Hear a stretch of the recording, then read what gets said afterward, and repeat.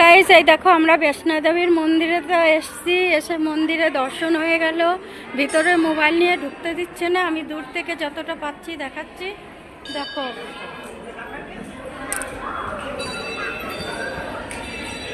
দেখো বৈষ্ণোদেবীর মন্দিরে এসছি। এই যে হচ্ছে মন্দির, পুরো মন্দিরটায় দেখো, ঘুরে দেখাচ্ছি।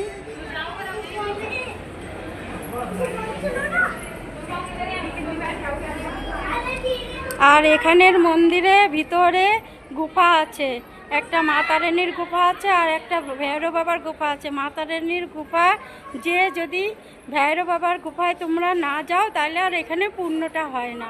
তা যেই এই বৈষ্ণোদেবীর মন্দিরে আসো কিন্তু গুফাটা অবশ্যই যেও, গুফাটা খুব সুন্দর।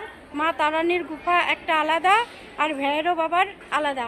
মা তারিণীর গুফাটা যে যদি ভৈরব বাবার